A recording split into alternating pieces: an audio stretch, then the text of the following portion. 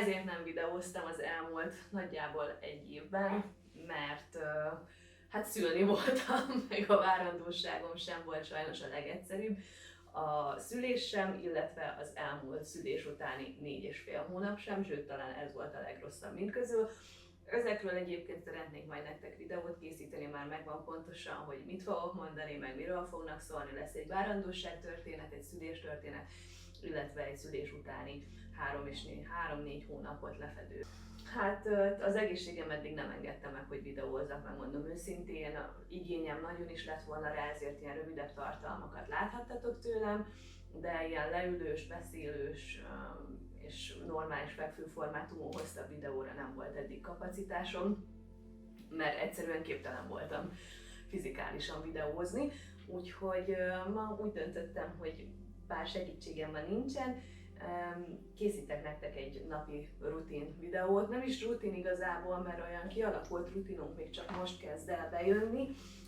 Itt inkább arról van szó, hogy megmutatom, hogy telik egy nap egy ilyen 4,5 hónapos alvási regresszió kellős közepén. Esti rutint azért nem rakom bele ebbe a videóba, mert hát az az igazság, hogy én szeretek egy bizonyos stílusban alkotni videókat, és az itteni fények, bár nagyon szépek élőben, sajnos videón nem mutatnak annyira jól, és azt, hogy én most még a fotósálvány mellé egy hatalmas világítással szerencsétlenkedjek itt a lakásban, azt egyáltalán nem tartom realisztikusnak, úgyhogy ez a videó a reggel 10 és délután 5 közti időszakot fogja lefedni, amíg be nem sötétedett, vagy sötétedik, mert most van 5 óra.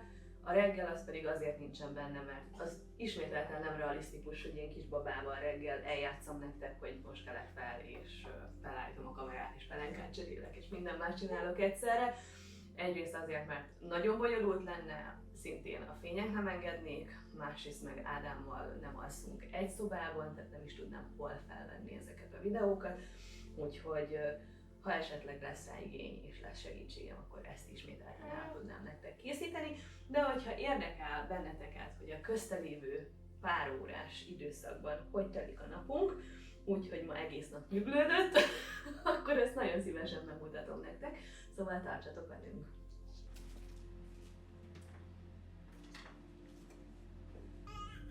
Na hát én még csak pár hónapja vagyok anya, és sok minden új nekem. Ezt már most tudom, hogy nálunk nincsen nagyon merev rendszer. Van egy nagyjából alakuló ritmusunk, de hagyom, hogy változzon, ha éppen arra van szükség. Mostanában például az alvás lett kicsit kiszámíthatatlanabb, többször ébred, nehezebben nyugszik meg, és bár néha bennem is felmerül a kérdés, hogy ez normális-e, alapvetően nem stresszelek rá ezekre a változásokra. Inkább figyelem, hogy mi történik, és ahhoz igazodom.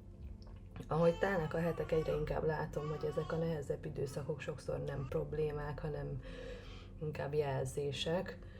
Állítólag az első 20 hónapban a babák körülbelül 8-10 nagy fejlődési ugráson mennek keresztül, amikor az agyuk szinte teljesen újra szervezi önmagát. Ezek az ugrások gyakran egészen kiszámítható időszakokban jelennek meg, már az első hónapokban is. Számomra megnyugtató tudni amúgy, hogy nem véletlen az, amikor hirtelen felborul a megszokott ritmus, hanem ez egy természetes folyamatnak a része. Most 4-5 hónap körül kifejezetten érzem, hogy több minden történik benne egyszerre, érzékenyebb, vagy több közelséget igényel, és ez teljesen rendben van. Nem próbálom visszahozni azt, ami mondjuk pár hete működött, így inkább hagyom, hogy most máshogy alakuljanak a napjaink. Amúgy kutatások szerint, mielőtt egy új képesség megjelenik, az agynak előbb át kell rendeznie az idegi kapcsolatokat, ez kívülről sokszor nyűgösségben vagy rosszabb alvásban, esetleg fokozott igényekben látszik, de belül közben nagyon fontos munka zajlik. Nekem ilyenkor az segít, hogy nem érzem azt, hogy minden változásra reagálnom kellene egy új módszerrel, vagy egy, nem tudom, szabállyal. Ha egyik nap több alvásra van szüksége, akkor úgy alakul, ha másnap inkább együttétre vágyna, akkor éppen az van, nincs benne pánik, csak próbálok alkalmazkodni. Amúgy már most is észreveszek apró dolgokat, ami korábban nem voltak, ott egy új hangot, hosszabb tekintetet, vagy nevetést, tudatosabb mozdulatot, például most dobálja a játékait a játszószűnyegre, ami nagyon cuki. És akkor ilyenkor mindig próbálok visszaemlékezni arra, hogy a háttérben amúgy nagyon fontos folyamatok zajlanak. Igazából nem érzem úgy, hogy mindent értenék, meg nem is akarok mindent kontrollálni, inkább bízom abban, hogy ez a fejlődésnek egy természetes része, és hogy a mi laza, rugalmas ritmusunk pont elég neki most. Ebben az időszakban nekem ez a legfontosabb, hogy figyeljek, reagáljak, meg hagyjam, hogy együtt alakuljunk. De az a helyzet, hogy nem tökéletes napjaink vannak, hanem valódiak. Valódi küzdelmes napok, mint ma is látjátok, azért elég nehéz volt lefektetni, nem akar aludni. Eddig ringatni se kellett igazából, szépen befordult az oldalra, és akkor el is aludt, lecsatlakozott a cumiról. De most ma azért elég nyűgös, kínlódós a dolog. Igazából igyekszem nem túl stresszelni ezt az egészet, nem akarom azt érezni, hogy minden napnak jól sikerültnek kell lennie, valamikor csak annyi a célom, hogy együtt legyünk, nevessen, boldog legyen. Igazából ennyi most nekünk bőven elég. Mi van? Nem vagy álmos?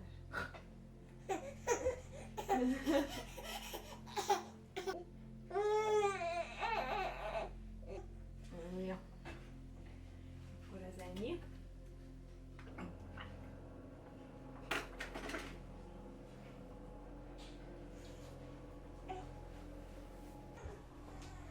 Na, én amire hazaérünk, addigra bekészítek egy tápszert, úgy döntöttem, mert itt el fog szabadulni a pokol.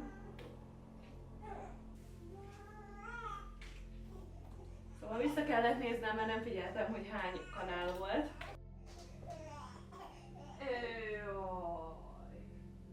Na hát mivel rajtam lesz a gyermek, ezért nem gondoltam túl öltöztetni. Mosolyogsz? Nagyon hamis vagy. És akkor megyünk a patikába.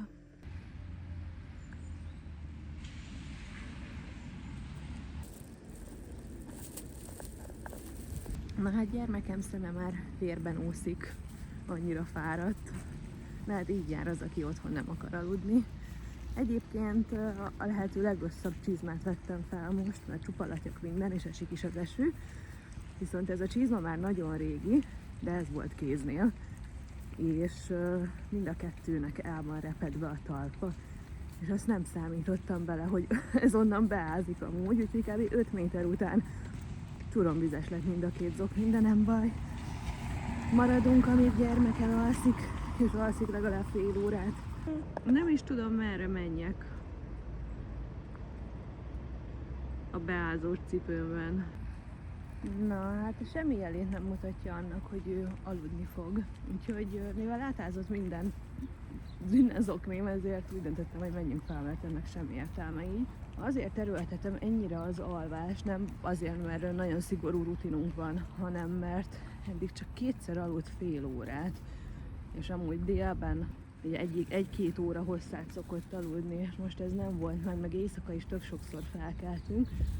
Ugye velem alszik, most egy ágyban alszunk, nem a kis szobájában van, mert úgy voltam vele, hogy tök felesleges külön altatni, hogyha sokszor felébred, mert csak magammal cseszek ki, hogy át kell menjek egy másik szobába. Így viszont elég néha csak rákiflizni, és akkor alszik tovább. Hát amióta elapadt a tejem a múlt héten, végre, majd erről készítek egy külön videót, mert nagyon durva, pár hónapon vagyok túl. Szóval amióta elapadt a tejem, azóta alszik velem, csak pár napja, amúgy meg Ádámmal aludt kint külön, mert én meg fel kellett, hogy keljek pár óránként fejni. És hogyha a babával is én aludtam volna, akkor fragmentált lett volna az alvásom, így is elég durva volt. De így most már, mondom, velem alszik, és 4-5-ször felébredt az éjszaka. Elég eleven kisbaba, meg nagyon gyorsan és jól fejlődik, ahhoz képest, hogy 4,5 hónapos már. Ahogy felébredt konkrétan, onnantól kezdve végig hasonlóan, amíg el nem fárad, és játszik egymagában, nagyon-nagyon aranyos. Viszont ennek az a hátulütője, hogy estére nagyon elfárad, meg napközben nem eszik annyit, mert minden érdekli, és nem tud egy helyben megmaradni. Úgyhogy este éjszaka próbálja pótolni azokat az elvesztett kalóriákat.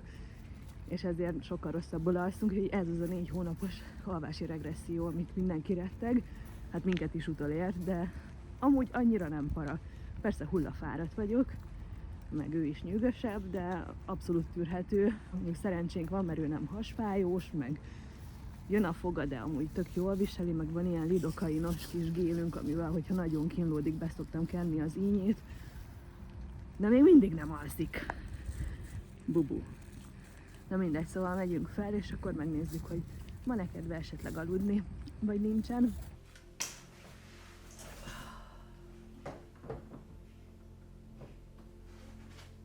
Csak nem elálmosodtál.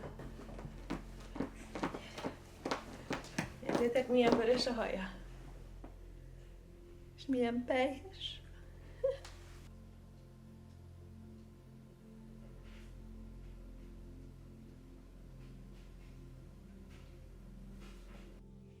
Na hát gyermekünk most sem aludt többet fél óránál.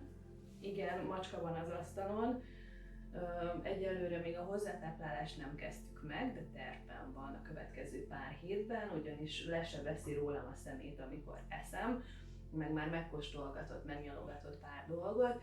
Elhihetitek egyébként, igen, az előbb ott ült a macska az etetőszéken, de ez le lesz takarítva, mire oda jutunk, hogy a gyermek is egyen onnan. Na hát szerintem el is fogok most köszönni, mert Nyonyi felébredt, és már kezd sötétedni, és mint említettem a videó elején, nem fogok világításokkal bajlódni, és az esti rutint azt meg majd megmutatom nektek máskor. De köszönöm szépen, hogy velem voltatok, és írjátok meg kommentben, hogyha esetleg érdekel valami specifikusan a napunkkal kapcsolatban. Na puszi, sziasztok! Szia!